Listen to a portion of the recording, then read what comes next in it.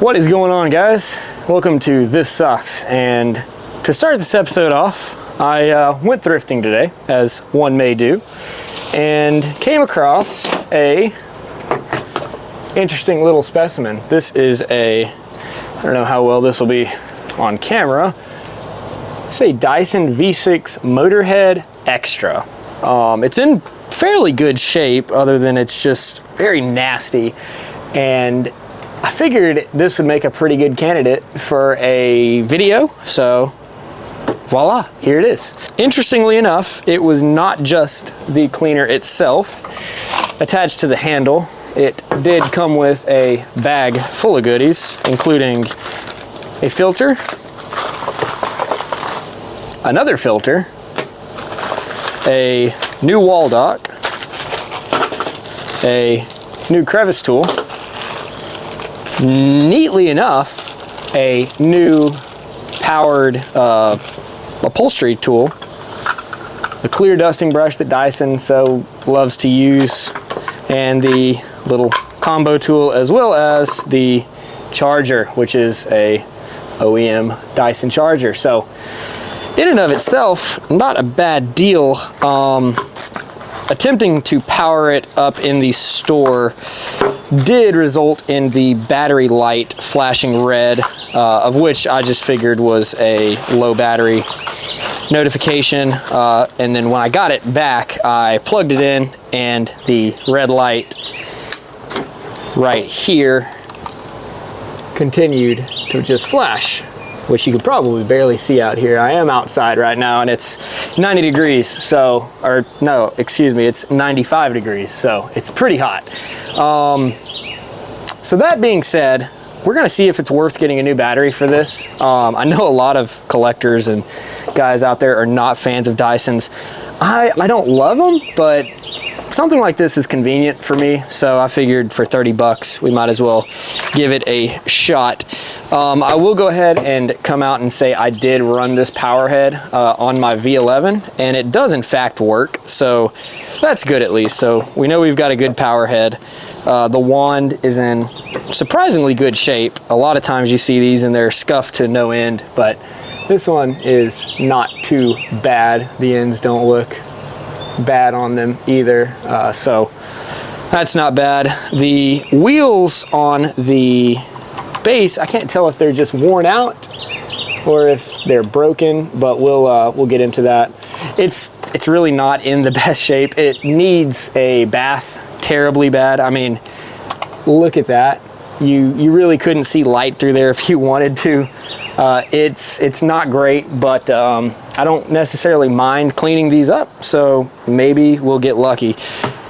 Starting first, we'll actually just take a quick look and see if this is something that can be tightened or if it is in fact worn out. So we'll just take these screws out. There'll be two little Phillips screws. Yeah, no, I think that's probably just worn out.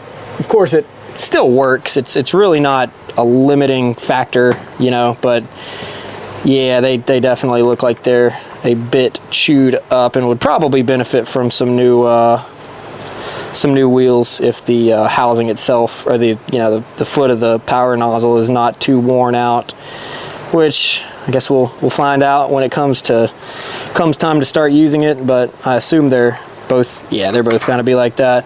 The power nozzle is, I mean, absolutely filthy.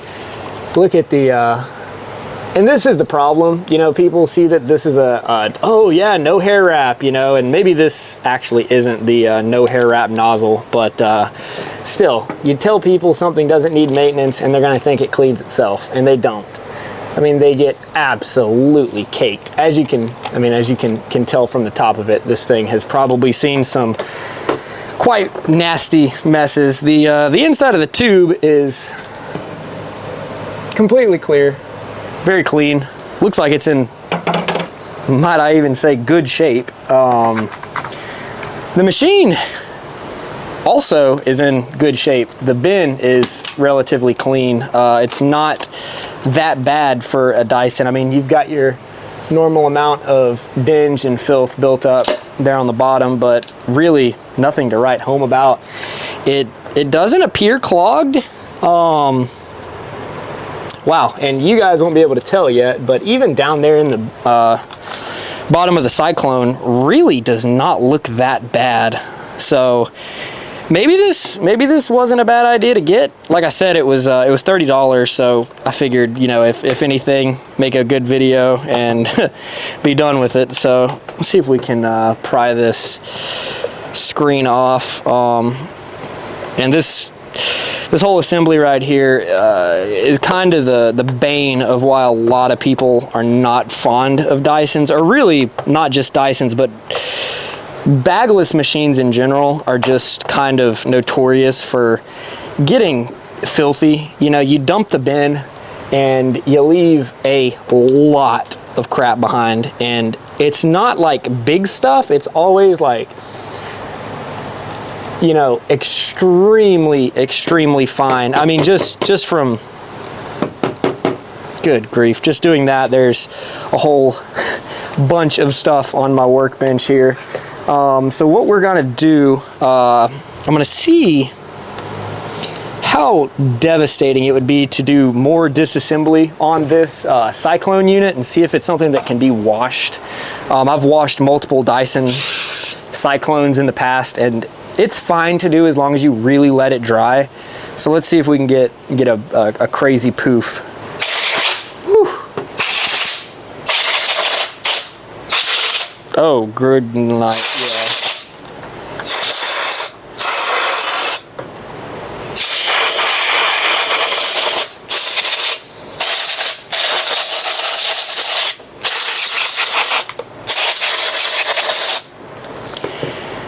yeah. All right, so now that we're a little bit more to the point where we can move some screws out of the way and not hopefully lose everything, since that one hasn't come all the way out yet, we'll leave it at that, and we'll just take that guy out. And honestly, I'll probably just sit him off to the side for the time being. One thing Dysons are unfortunately notorious for is using a ton of different types of fasteners. So you'll have a mix of maybe JIS, you know, Phillips, Torx, security Torx. Actually, correct me if I'm wrong, but I don't think personally I've ever seen security Torx used on a Dyson. However, I haven't worked with anything really newer than like the V11 or the Animal 2 and whatnot, so it would not surprise me. I know Dyson's customer service nowadays is kind of going to garbage after laying off a bunch of their US workers, unfortunately, and that's not cool, Dyson. So you might want to reconsider that, because you made a lot of people upset by doing such a thing. So now that we're getting further in, this doesn't look terrible. It's not great by any means, but it's far from the worst I've ever seen. And I can't tell if that's supposed to be a soft rubber gasket. I hope it's not supposed to be soft, because if it is, it's kind of lost its softness. And of course, even after blowing it out with the compressor, you've still got just a ton and ton of this terrible talc-like, you know, extremely fine dust. I'm not sure from here how the rest of this Cyclone assembly comes off. So if you didn't believe it when I said it's hot, it got to the point where my camera said it was too hot, so now I've got this beautifully janky little fan clamped onto my camera, hopefully to avoid that from continuing to happen. This is one of the hottest days of the year so far here, and it is it's not great. It's not great. Let's see what just blowing this guy out does. You can still definitely see a lot of residual dirt and schmoo and just nothing that you really want inside of it. Let's see. I see more screws now. So now we're getting deep. I mean, if you've got pets, this is why your machine stinks, and it's because there is just so much fine pet oil and and just things you don't want, you know, still floating around, even after you've you know, quote unquote cleaned it out. Because I can tell you most owners are not going to go to this extent to clean it out. They're going to do the next easiest thing and go and buy a new one at Costco or Best Buy, or order one with, you know, on whatever website. Looks like you do this, and then just, oh God, that feels horrible. That's actually how you do that? Are those? Oh my gosh, those are actually shorter. So we're up to 3 different types of screws now that are just barely different lengths too. So the cap comes off of your cyclone assembly. So now that you've got that, it looks like you can, while being very gentle, because you're probably not going to find another one of these gaskets. This is why bagged vacuums are, in my humble opinion, the superior in every way choice. This is kind of disgusting. So as you can see, you know, there's just chunks of hair and fluff and finely packed powder just coming off everywhere.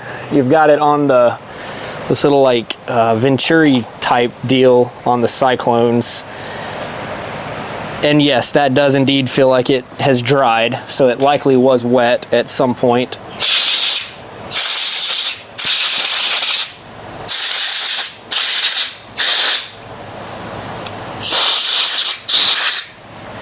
And now while most of the dirt does seem to have been caught by the Cyclones, it's still nasty, because if you have smells from your vacuum, this is why you have smells. Oh, that is a felt or a foam gasket in there that we do not want to be replacing.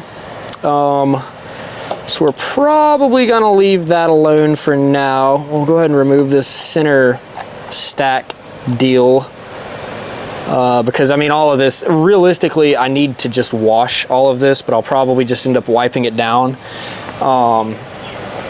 Those are your, I guess, rubber gaskets for the Cyclones. Headphone warning, sorry I didn't say that the first time. Really be careful and know what you're doing when you put these back together, or you will put it together wrong and you will have filtration issues. And realistically, most people, if you don't know what you're doing, don't take one of these apart, and you know, you don't want to make it worse.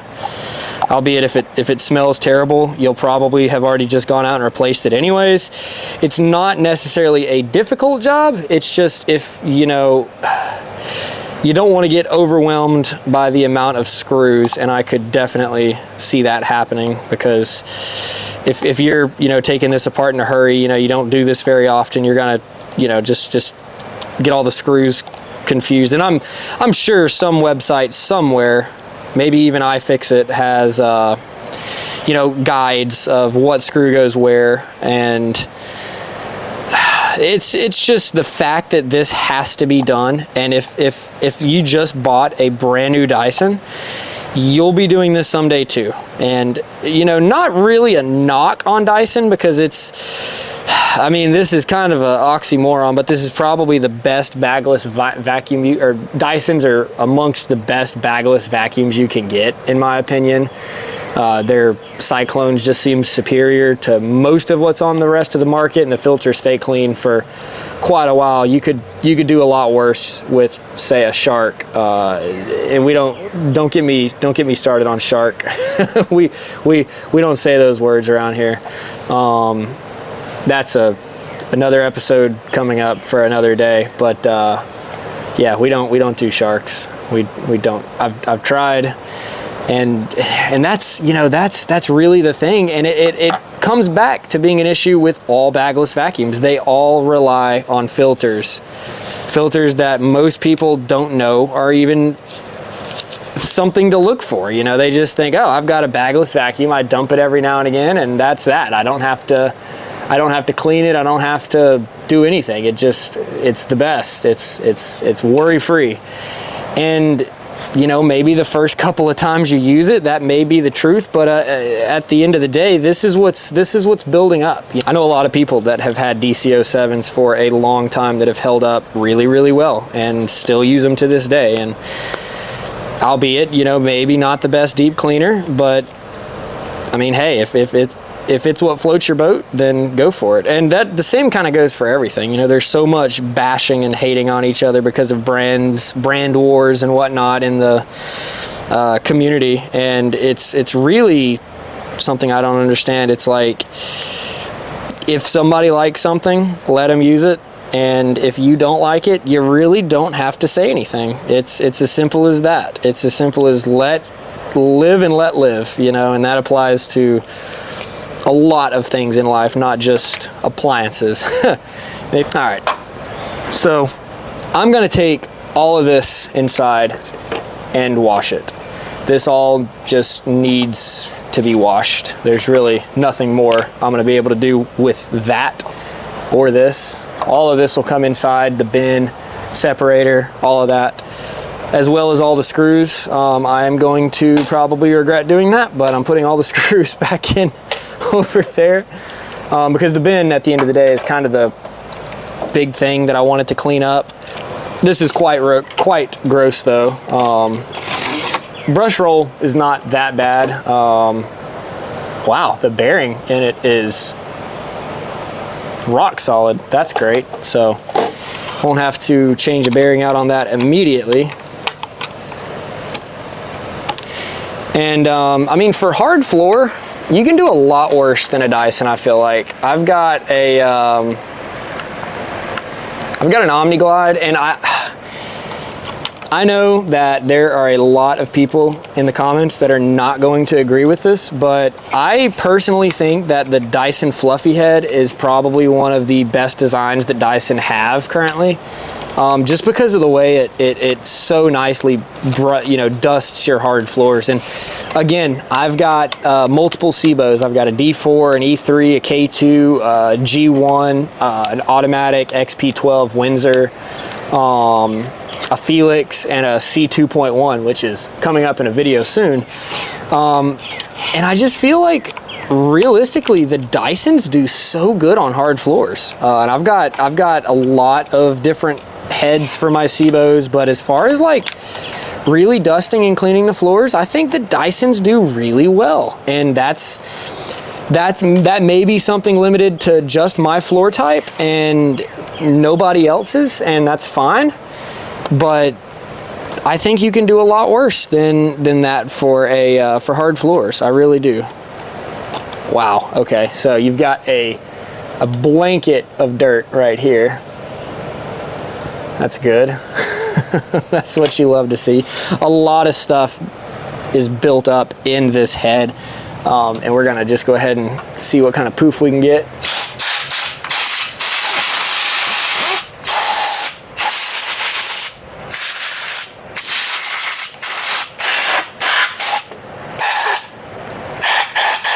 Nothing too incredible. Oh my God, there's a hidden screw. Hidden screws are the biggest pain in the butt. And let me guess, is it a different size? Come on, you're gonna be a different size. I know it, I could tell. Yep, there is, I think, our 4th size screw so far. Oh my God, and look at the, good grief, look at the sheer amount of, so now, those wires come out of there. And I really hate taking apart Dyson power heads. I'll do it, but I just, there's so many little things that you have to put back correctly, and it's not, it's not fun. So that's out. It looks like the little foam strip came out there with it. This guy will come back in with me. I will see what we can do about just cleaning this up.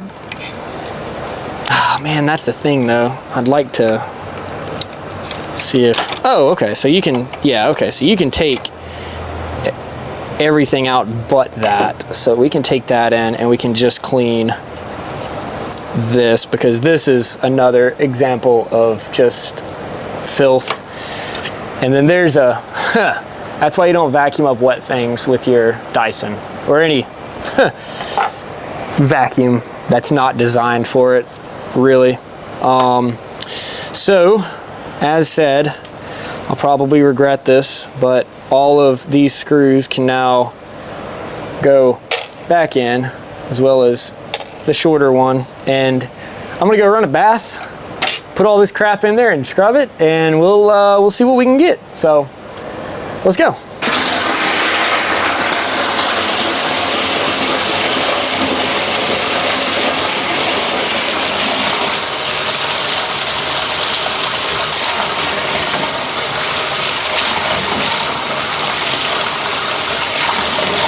All right, so we've got the tub filled up with some Persil, and this stuff has been fantastic. I've used this on a lot of different things, and it works great on all of them. And hopefully we'll be able to see a bit of a before and after on this guy right here. And of course, if you plan on doing this, the number one thing is you must let this stuff dry. You can't be in a hurry. You can't, you know, immediately go put it back together and start using it. It has got to dry. That is the number one mistake you could make, is immediately throwing this guy back together and going and using it. You will not be satisfied, and you will probably have a broken unit afterwards. And you may be asking, well, if you're gonna do this anyways, why'd you take the time to blow it out? And it's really just, the only reason I really do that is to get the big stuff out. I mean, you know, you leave so much little, like, I mean, this, for example, you know, it all got blown out by my air compressor, but you still leave so much fine, like, stuff. And it's a torn discussion on whether or not you should use water on these foam gaskets. We're going to, just because they're so disgusting. And then again, on the Cyclone pack, this has got a lot of floaties and stuff sticking around on that. This is kind of one of the big things. As you can tell, that used to be felt or the, you know, the Dyson like fibrous material, and now it just is all packed together with oil and carpet oil and or carpet grease, whatever, and it's not a happy sight. This is not either, so it's going in. This is here, so it's going to go in. Likewise with that, and likewise with that. The brush roll is another one of those areas of concern. You don't want to get water in the bearing. It's probably fine. I've got more of these little 608 bearings, so I'm probably going to have to repack that anyways. I'll dry it out real good. But this brush roll, again, it's got so much of that like just oily carpet crap on it. So yeah, we're gonna go through here now. We're going to scrub each little bit down. It is quite a time-consuming process, but I think it's satisfying. I quite enjoy doing this. It's never really a big deal to me. It looks goofy and my wife thinks I'm crazy, but hey. So let's see how this works. So, and there you go. There you go. You talk about a before and after. There's your before and after. We try to not get too much of this everywhere, but we're gonna go through here now and just really give every bit a run for its money.